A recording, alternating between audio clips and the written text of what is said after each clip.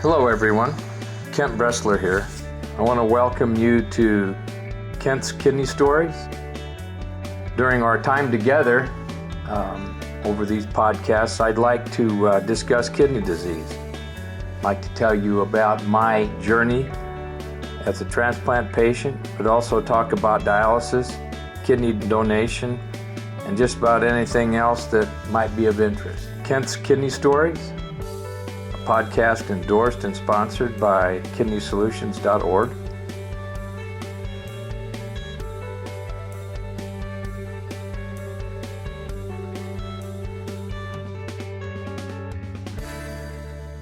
Hello, everyone. This is Kent.Bressler, and we're going to do some podcasting.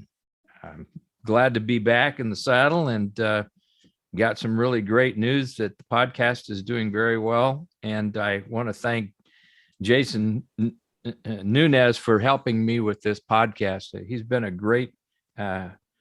great source of help in the editing field, and he does all the engineering. He's done a very good job, and I love him dearly. And he's one of our kidney warriors, so at Kidney Solutions. What we're going to talk about this morning is altruistic donors and kidney solutions and how we're going to fit into that space. But I'd like to start this morning with a prayer. Lord, I want to lay before you all that weighs heavy on my heart. Reveal even the sin I am not aware of, Lord. I lay these at your feet and I pray for your forgiveness on me. I believe you when you say that you washed us whiter than snow. And thank you, Lord, for your unending love for me. Help me start refreshed right now to make choices that honor you. I ask this in your name, our Lord Jesus. Amen. This morning, I don't know where y'all are, but it's morning for us. And I'm going to introduce a really good friend, Shannon Mulroy. Shannon is a New Yorker, and she's got a really interesting story. And I'm not going to talk about it until she can talk about it. And so welcome, Shannon. How are you? Hi, Kent. I'm glad to be here this morning in New York. It's a little chilly, a little kind of rainy and doomy. So I'm glad to be here on the podcast with you.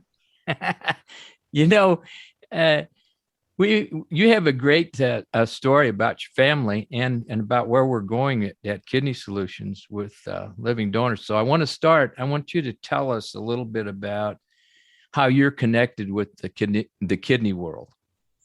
Okay, great. So it's interesting how this all came about, but my daughter, Julia, who's now 19 years old, but at the time was a freshman in high school, and she was 15 years old when we were blindsided.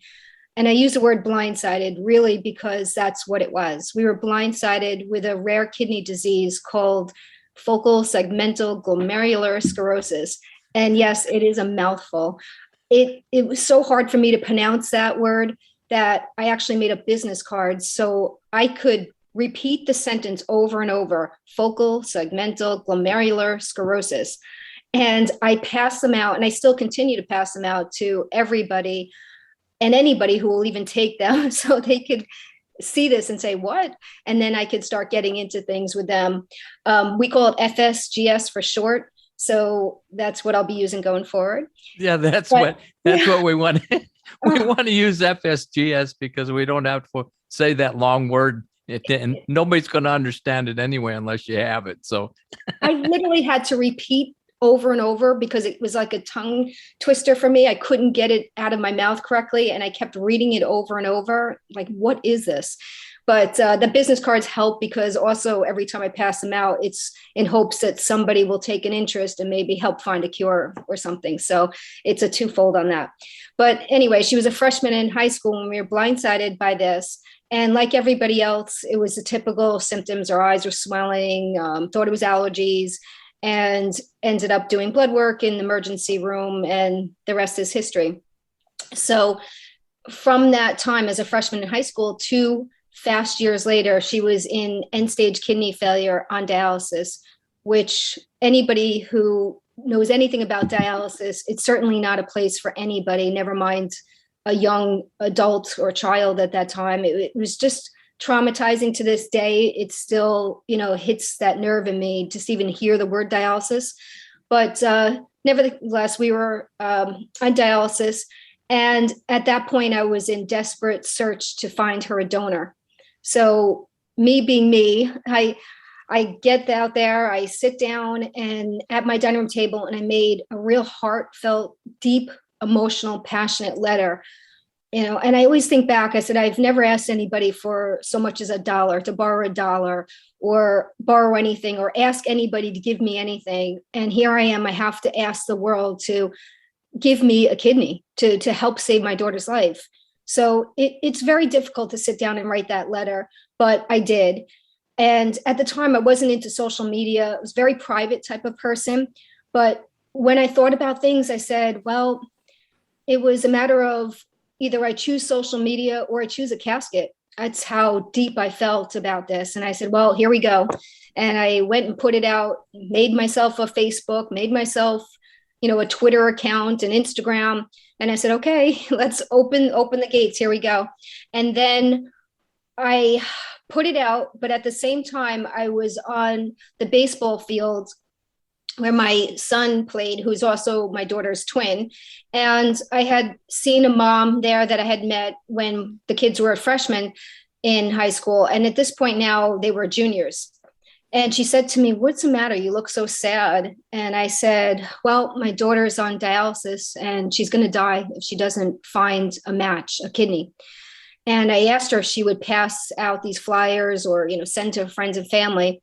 And little did I know, she went and she did the blood work and she filled out the paperwork.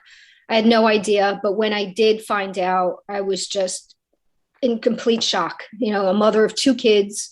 And she, without hesitation, just immediately progressed forward. And 4 months and 1 day after, she saved my daughter's life. So that kind of brings into the different twist of things. I originally was a match to my daughter, but they felt because of this unknown kidney disease, FSGS, there's a lot of unknowns around it. They felt that if I found a living donor that was non-related, it would probably be a better option for her, we don't know what caused this, and we don't know if I would be passing something to her. So by all means, as much as I begged the Lord for it to be me to be her donor, I listened to the doctors and I said, you know what, we have a match. Let's go forward with this non-related living donor. So she gave her the kidney, thank you, God, and thank you, Lisa Calla, who saved her life. But FSGS is a very tricky disease, and unfortunately, it recurred almost immediately after her transplant and reattacked the new kidney. So we are now 2.5 years post-transplant. She's still battling FSGS because she's not in remission. But the whole time I sat there and I said, geez, this is such a crazy illness. She's not in remission. And I need to really continue to advocate and get more people to be living donors. So that's actually where we started out. We right. got on a patient advocacy committee together. We knew each other before, but we got on a patient advocacy committee for Goldfinch Bio, which is a really good, avenue for us to be on. That's how we really work together. It talks about they're talking about researching for FSGS specifically. And that's really how we met. So how does that at this time, how does this FSGS really affect you? How do you think that, where are we going with it is what I'm wanting to know. What do you think about it? Well, I feel that where we're going with FSGS as a whole with the condition, I feel very hopeful with the work that we're doing with Goldfinch Bio. I mean, realistically, when I came across them and we were approached by them, I said, you know what? They're making things happen over here. Exactly. They're really dedicated a group of dedicated doctors, researchers, scientists that really have our specific protein spilling disease, FSGS, really at their forefront, and they're making progress. So it gives myself and Kent, you and others a lot of hope that there is going to be some sort of solution and some sort of better options other than the dreaded steroid prednisone that all of us yes, yeah. cringe. We cringe. You hear the word, just the same feeling I have with that dialysis word is the same feeling I have with prednisone. That those two words just give me that, my hair stands up on my arms feeling that, it's just the way anybody who has lived through it can understand what I'm saying. But Goldfinch Bio really, really has given me a tremendous amount of hope. I think you're right. And now we got to put in a soft plug, a big plug for Amanda Grandinetti. Absolutely. Right. Who brought us together. Yes, right. She's a really good friend of ours, and she is right in this research. She's getting her doctorate now, and she has FSGS herself, and we've had her on the podcast. But just to the point is that we are actually, before we couldn't do this, but now we're actually in an arena that allows us to work with people that are tapping on this FSGS in the research world. And they're coming up with some things. We can't say anything about them at this point, but I like the idea, right? And I also like the fact with them that they listen to us. I think with the way you are, Kent, and the way I am, and Amanda, we want to be heard. We need to be heard. We're living it. I mean, yes, I'm the parent caregiver. Oh yeah, but you're dead Amanda, in it. You're living it. But the thing is, they're willing to listen to us. They did an hour interview with each and every one of us on the advisory board, just so the scientists, researchers, the doctors could hear us, to hear what we are living with, so they can know why they go to work each day, why they're looking through the microscopes, why they need to continue to push and work hard. And that's really what we ask as patient and caregiver advocates, is that we be heard. We're living this. We're not people that, write a check to somewhere and whatever. We are living this, and we need to be heard. And I appreciate them so much. And like you said, Amanda, for really getting us together and keeping us in the forefront of this disease. Yeah, we're really fortunate. I've had this I estimate right now, it probably is going on 50 years, didn't know about it, but through the course of it, being able to share with them what I've gone through, and also how little is being done in the research world around FSGS. It's a rare disease. Yeah, not many people have it, but the ones that do suffer consequences, and it needs to be researched, because what they'll find, I believe, in this process to looking for a cure, they'll be able to solve other kidney issues. It's not just about FSGS. It will bunny trail or go into certain areas that probably aren't even known, because it's such a rare, such an hard to understand disease. And like you said, it can come back. You can be transplanted and it can come back. You're experiencing that now. So, I mean, having someone like Amanda to put us into this, I'm really grateful to her. And I'm very grateful to Goldfinch Bio and all the other entities that are looking into the research of FSGS and kidney disease in general. So now I want to do something that really, I'm really amazed. You've done something which I think is very fantastic. It's something that is very, I can't even explain it. I can't wrap my arms around it. But you have become an altruistic donor. And I want you to explain that entire process to me and how this all came about. I want the world to know what you've done. Okay? Sure. So, I mean, really, it boils down to when I thought about things, and like I said, I had begged to be Julia's donor.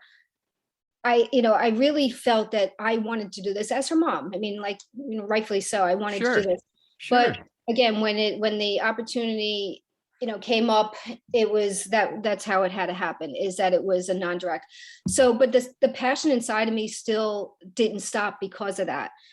So with my daughter's recurrence, we had our hands full doing infusions of plasmapheresis and LDL pheresis, and that's a whole other podcast, Yeah. So we'll get into that later someday. We were extremely busy with going through all these different treatments for her, but the burning inside of me never stopped. And last year in 2020, during, the height of the pandemic, my daughter's donor, Lisa, her husband donated his kidney altruistically.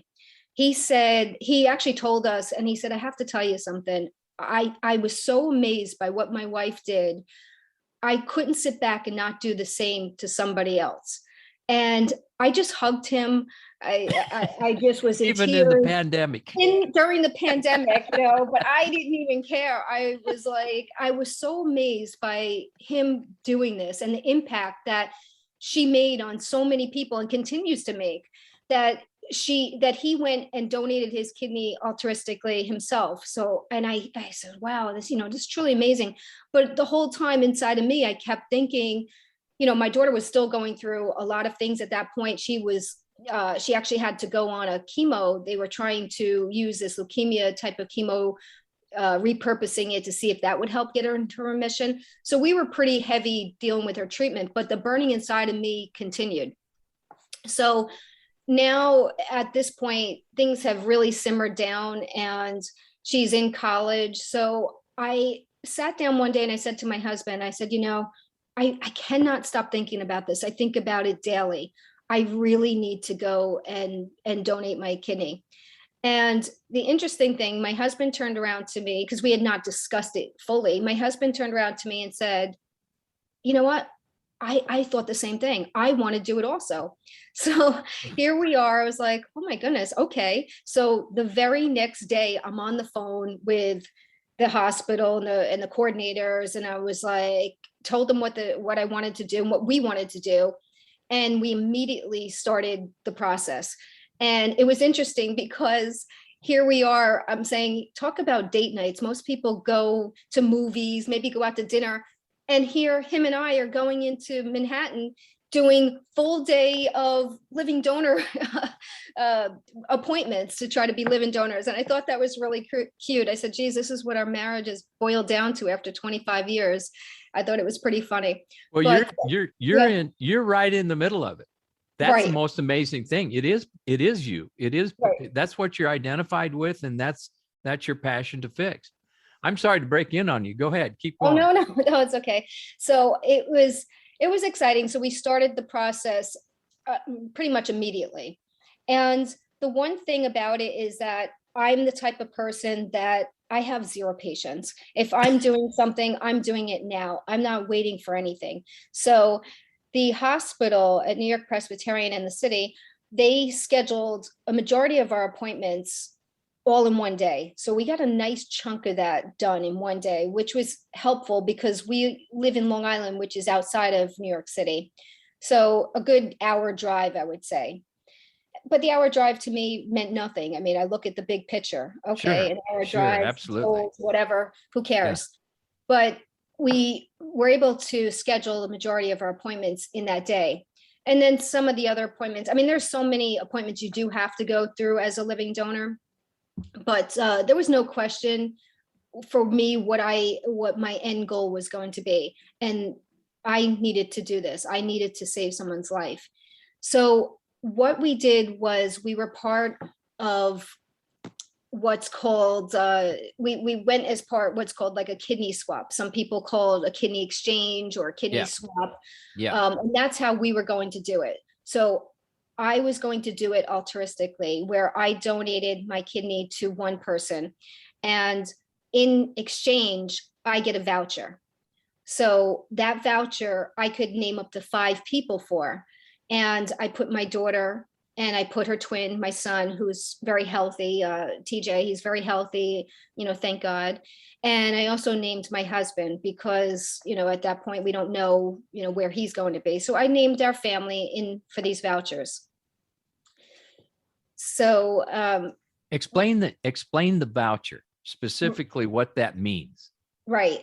So not too many people really fully understand it. And I probably didn't have full knowledge at that point to really dive into it, but I'm pretty well versed in it now. So the way the voucher works is actually through the National Kidney Registry. And what happens is that somebody out there, who I donated to, she obviously was in need of a kidney, and she did not have a direct match to her. I found out it was a her, actually. So Yeah, sure. that I did know. I did know it was a female who was 53 years old at the time. And that's all I knew. And that was okay with me. So what happens is she did not have a direct match to her.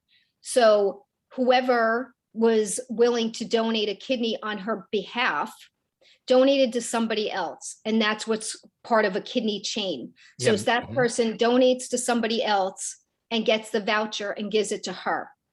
She gets her voucher, she turns the voucher in, and she moves up on the list basically and turns that voucher in, and I was a direct match to her. So therefore she was not waiting any longer. She was able to turn that voucher in, they put it into the system and found me a match, which is a pretty incredible situation. Exactly. Because if you think about it, the amount of lives that were just saved there, you have somebody who donated on her behalf saved somebody else's life, right? So they gave it could be a chain of 6 to 12. Who knows? It could be on and on and on. This and it can continue, because what happens is that at some point, and I'm realistic to the fact at some point, my daughter's 19, she will need another kidney at some point. That's the point. That's really the point. The reason why you did this. Absolutely. It was almost like a 2-for-1, buy one, get one free. I don't know. Buy one, get one. I don't know. Everybody loves a good sale. Everybody loves a good sale, right? So this was a twofold for me. It was, to think about it, to say, what an incredible opportunity. I was blessed, first of all, absolutely blessed to be healthy enough, right? To be able to go through all of these steps and to find out that, wow, I'm pretty darn healthy I'll be 51 next week. But I said, I'm pretty darn healthy and I'm able to do this right now. I don't know how my health would be a year from now, 6 months from now, 5 years from now, if my daughter needs another kidney. I don't know when. Exactly.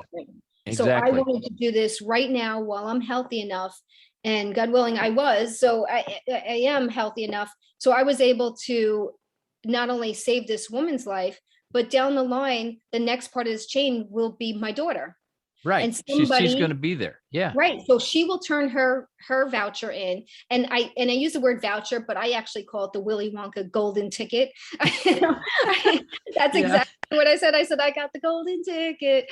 I do. I have that golden ticket. I feel like I won this golden ticket, because at some point she's going to turn that golden ticket in and somebody else is going to save her life. And that's the point I want to bring up here. Because of her condition, because of her diagnosis or FSGS, it has come back, and you're battling for remission. But at some point in time, it's probably because she's so young, she will need another transplant. Correct. And it's like having a big insurance policy or an umbrella. And you've done that when you were healthy. Right. Okay. And that means that somebody else in there who is healthy is going to be able to give her a kidney. That's right. And you know what? A lot of people don't even know that this exists. And that's why it's so important to do things like this with podcasts and getting the story out there, because people, particularly say somebody who's in my position, a mother or a caregiver of somebody, or even a close friend, relative, or whatever. Sure. They don't know that this is an option. People say all the time that, oh yes, I'll donate if they ever need. But you don't know what tomorrow brings. None of us know. Every day is a gift. And we know that, right? Every single day is a gift. Absolutely. So absolutely. We don't know where we're going to be at tomorrow. So I think it's important for people to realize that if you feel you are remotely healthy, you're in good shape, and you feel that you could possibly be a living donor now, I highly advise it, because it is an insurance policy for somebody. You don't know where your health is going to be, and you don't know when somebody's going to need this kidney. So to be able to do this now and have this voucher that they can turn in at any point in their life I could be gone tomorrow, but I know I could peacefully lay at rest and know that my daughter's life will be saved. And she, I hope to dear God, she will never have to go on dialysis again. Exactly. And That's the huge point. for me. Absolutely. Huge for me. The That's the thought of point. her not having to go on dialysis means everything to me. We were traumatized by it, and I don't wish that on anybody, quite frankly. No, we really pray for the ones who are on it. We want to help them as much as we possibly can. Now, I wanted to redirect this just a little bit. The idea of you giving a kidney, regardless of if you get a voucher or not, you can do that, and you can specify personally. You can specify someone to get that kidney. For instance, if you just came in and said, well, I want, you can go into any transplant program and they'll sign you up. It doesn't Right, have do to a be any direct national donation. program. Right. Right. This way, if you are an altruistic donor, you can specify, would like this to go to someone. You could say that. It doesn't have to be voucher system, but that is a great option. And if you're thinking about it, yeah. And that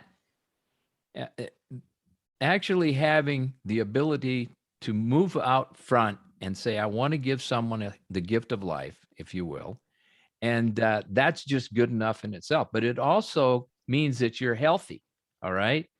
You're not going to be able to give up a kidney unless you're healthy enough to do it. They're not just going to take it because you offered it. All right. So you're going to have to be in tip top shape. You can't go in thinking, well, you've got this or that. They might take it. They aren't going to take it.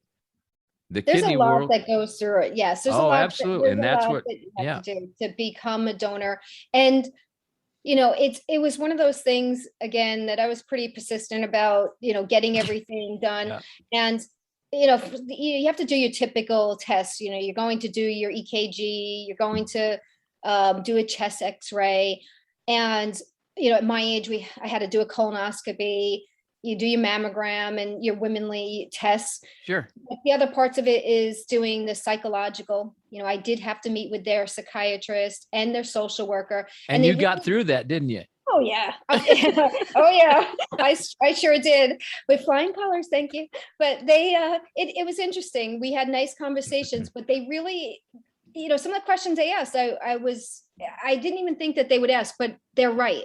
They had to make sure that absolutely that I was not being pressured or talked into or paid to do any of these things. And even because my husband was also going through it at the same time, they had to make sure that he wasn't pressuring me and that I wasn't pressuring him, and things like that you don't think about, but realistically it happens, right? So they do have to ask those hard questions, and they have to ask hard questions about our relationship as well. Sure. What type of relationship we had. You go back to that. You go back to that whole idea of being psychologically ready. Right. There are people who aren't. All right. They think you are even, but then when it turns out, they dove pretty deep. They were going into questions about my childhood and about my parents and really digging deep. But it was very interesting because I am fascinated about that sort of stuff. But so you go through that part of it. I had a little bit of hiccup with my cholesterol being a little bit high. Yeah. But, ultimately I was just thinking about certain things I was eating, and I was doing everything so cautiously leading up to this because I had to do this. This is not something that I was no longer in the thought process of it. I was doing it regardless. And there was no way I was going to fail. I'm not one to actually fail at many things or anything. I'm always like, failure is not an option. Absolutely. I'm very motivated. So I was going to do everything to make this happen and make this happen as fast as I could to get somebody off of dialysis if they were on. So what day did you give up your kidney? So it was actually not too long ago. It was August 12th. And again, we are in the middle of a pandemic around the country and the world here. So I said, it was interesting because people are afraid to still leave their house or go anywhere. And I'm like trucking into New York City all the time. And that I had no fear of anything. And when I say there was no fear, I mean it. I was not scared in the slightest. I've also had 12 prior surgeries, so I'm kind of a pro at it. My husband actually teases me on a side note. He's like, I think you married me for my insurance. And I'm like, well, maybe I had all these surgeries because of you. I don't know. No, I'm just teasing. But I wasn't scared. I was so excited, Kent. I have to tell you, when I got the date and I went there at 6 o'clock in the morning to the hospital, when they did all the things, I knew it was going to be at 7:30, the surgery. And on 7:30, at 7:30 on the dot, I was walking into that operating room. I was smiling from ear to ear. And that's a God's honest truth. I was talking to the two nice gentlemen from Live On New York, which I actually volunteer with, and they're a wonderful organization with, they do the procurement for organ donation. I was talking to two nice gentlemen who were going to take my kidney from into the cooler and bring it to a different hospital somewhere. I heard it was in the local area in New York, but I was talking to them and I said, I feel like I'm walking into Willy Wonka and the Chocolate Factory, here again with that reference, but I felt like I was walking into Willy Wonka and the Chocolate Factory. Like, this was the most exciting thing of my life. And that's what I felt. And I got up on that table and boom, here we go. And an hour and a half later, the surgery is done and here I am. So what's interesting about this now, you've donated your kidney, and your husband now he's circling the airport ready to give up one of his. Is that correct? That's correct. Yes, Yeah. he's on a little bit of a holding pattern, I guess, if you Yeah, will. he's He's on on a holding pattern right now. He needs to get his cholesterol down just a tad. So they want to work on that, give him about 3 months. We're probably looking to retest in January. Other than Okay. that, everything's good for him. I mean, I don't expect there to be any holdup. So I do expect him to fully do the same thing in January or early February at the latest. So that's good deal. I mean, I don't care how you push. A family donates their kidney, and that daughter's going to get one if she needs one later on in life. Right. Okay, let's transition into, and thank you for that story. I'd love to listen to it. It means so much. I think it means a lot to the kidney world, and it's unselfish. You've done something that, both of you are doing something that needs to be done more often. People shouldn't fear this. It can happen, and you're doing a basic good for several people, not just one, several people. Okay? Right. And thank you. Just a quick note, Kent, before you Yeah. transition. Nowadays it's such little, the surgery was done laparoscopic, so it was done through my belly button. It was a simple procedure, but it literally took me 3 weeks of maybe feeling tired. I wasn't that sore, and I was up and ready to go. I was ready to go back to work probably in 2 weeks, but my job is a little physical, so it was best for me to stay out for 3 weeks. But that was it. It was a minor little, bump in time for me. It really is not as crazy as people may think. I mean, but then again, to me, it wasn't, but it was a nice procedure. Yeah, you can have complications. Let's be honest. People can have complications but it's very, very rare. And you can go, I don't know the numbers, I don't know the statistics of things that can happen. We're not going to get into that, but I can tell you they will go over that, the potential risk factors. The risk, absolutely. But the risk factors far outweighed by the fact that you're going to be with people that do this every single day. Mm-hmm. This is not this is just totally second nature to them. These surgeons in the kidney world, that's all they do. They don't leave the room and walk down and go do a gallbladder surgery or something. They are actually in this for the good, and they do it a lot. So the experience level, it's like you surely don't want an inexperienced person doing it. They are highly experienced, but there can be complications. Given that, let's go on and let me ask you, well, I guess I'll just do it this way. Kidney Solutions has been around for a good while now, and our penchant is looking to move to working with preemptive transplants. In other words, transplant before dialysis. That's our main emphasis. Okay. But one of the things is that we just don't feel that we do enough with donors. We need more donors for the folks that are coming to us to seek a donor. We need to help them. And we think that having at Kidney Solutions a living donor organ transplant is very important. So we've gotten, you and I have talked, and you're going to come in and volunteer with us. Is that correct? Yes.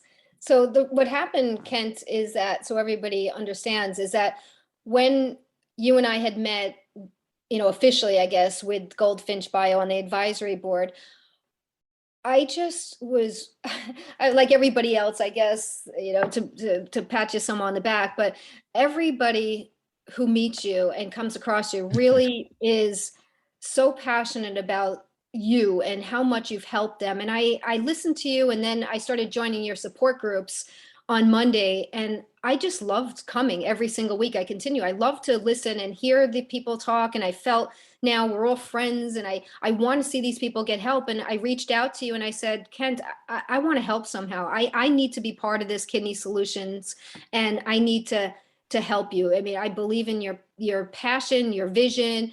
I wholeheartedly love Kidney Solutions. So I asked you if I can help, and you were like, yay, yes, yes. Let's incorporate this. So we've come up with the thing that I'm going to, be the coordinator of living donors, and really try to focus on getting more people to understand the living donor process and help guide them as to how we can help your patients, the people that you're trying to help, get them off of dialysis or get them before dialysis, and get them these transplants and give them this gift of life. And that's what I feel so passionate about. And I know I can help make a difference here. I know you can too. That's why I asked you to do it. And I'm very grateful that you've accepted. And this is going to be a process, that we have to go through, give and take, but we're going to find a niche here, and we're going to look for donors. We're going to search for donors to the point that we educate, and it's going to be a viable program. And we don't know where it's going to go, but we know it's going in the right direction. And I really do appreciate you coming in with that. And we'll do some things. It'll come out. Everybody just needs to watch the, kidneysolutions.org and go to the website and look, because it'll all be driven off of our website. Everything that you do in our searches and everything you do to educate, maybe doing some videos, maybe doing some podcasts, of your own. We don't know how it's going to break out, but we do know we're going to be searching for potential donors for not only our patients, but maybe we'll educate enough people that they'll get into this altruistic mode. I think that is a good way to do it. And Kidney Solutions is a good vehicle. So we're gonna go whole hog into it. Oh yeah, Kidney Solutions is the vehicle, and really, I mean, altruistically, it's not for everybody, and I get it. I think there may have only been less than 350 people last year or a year that actually do that. So I understand that's not for everybody, but when you hear the stories of your patients, Kent, when you see these things, you really, you become like, you say, how could I not want to help these people? They're so wonderful and kind, and you hear their stories and you put their stories out there. I think people, once they hear that, they'll want to do it. And we'll help educate them, and I'll help them understand the process and how it can be done, and maybe help expedite that or connect them directly with your patients. I feel that's something that I can get accomplished. I think so too. And all good ideas take time. But when you think about time, I look at a kidney patient, because I went through it and your daughter went through it. There's not a lot of time. We always think, well, we can wait and we can watch and all that. Those two words are not in the vocabulary at Kidney Solutions. We don't wait and we don't watch. We move forward. And one of the ways that we move forward is taking the person and working with them through the whole process. We work with them before to get them prepared to help them find donors. And then we work with them at the time of transplant, and then we're with them afterwards. And we're with the donors too. We will be with the donors because sometimes they get left out in the cold. They get one transplant program will see them once or maybe twice, but they need to be followed up on. They need to be watched carefully. And I think that's one of the things that you'll be very, if you pick people up and they become donors and they're donors, you can call them, you can work with them to make sure that they're taking care of themselves. Because down the road, we want them as healthy as the person that they gave the kidney to. That's the most of you just don't give a kidney and think everything's all right. You got to take care of yourself, just like the transplant recipient does. So that's really going to be a role that's even bigger for you. But I can't imagine this not going it's going to go really well. And I'm really happy we've got you here. Well, I appreciate that. I'm happy. I'm really happy to do it. It's just more of my passion and the need. There's a great need for organ donation. I mean, you talk about the amount of people on a waiting list, being over 100,000 people. Those numbers really are startling, and people don't realize when I say those numbers to people, they don't understand. They're like, "Are you kidding me? Really? I had no idea." Well, now they are, and through Kidney Solutions, we're going to make people really, it's more about educating the people, getting them to understand, there's such great need out there, and you only need one kidney. My sister-in-law was born with one kidney. You only need one kidney to live. So, if more people understand the process and how to go through it, and help guide them, support them, mentor them through this, I really feel we're going to find more donors, more people that are willing to. There's a lot of great people out there. I have no doubt. Everything that's going on, I tell you, to have people contact me through email from my flyers that I've never met or heard of before in my life and wanting to save my daughter's life was unbelievable. Yep. There are great people out there in this world, and I truly believe that. And so our thing is at Kidney Solutions is we're going to find those great, wonderful people, and they're going to save lives, just like I did, just like my daughter's donor, just like your brother Kent. Just my brother. Yep. Yeah. Yep. Just, like thinking of that. Yeah. So we're going to find these people, and we're going to hold their hands. We're going to hold their hands. Absolutely. And get them to the process. And even at what I really love with your website, and I apologize, I forget the woman that designed it. I happen Marilyn. Marilyn did a phenomenal job. So shout out to her with your website, because it really is user friendly, and it's packed full of information. And I love those donor, the recipients that are on there that put their stories out there. It's very user friendly, and I want to enhance on that. And I really would love to get more people on there with their videos and their letters. And it's simple. You click on that cue card and it brings you right to their center. It's simple, real easy, and user friendly. And that's something, thank you, Marilyn, for putting that all together. Okay, buddy. Listen, we're going to go to work, right? Yeah. We're just going to go to work. I want to thank you for coming and being on this podcast. And we're gonna do what we've been assigned to do. I think God's got his hand in this tremendously, and I know he does.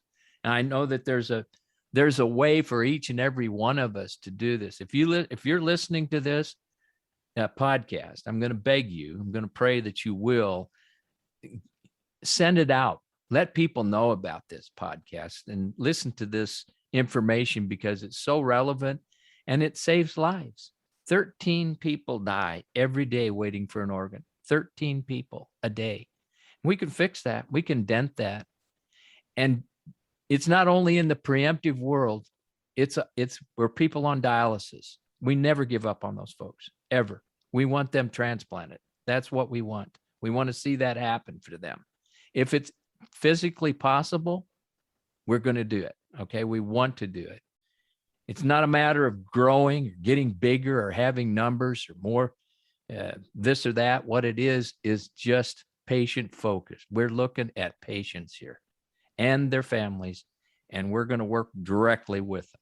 So I just want you to pass this around, like it or send it out, and let people know about it. Until the next time we talk, keep breathing.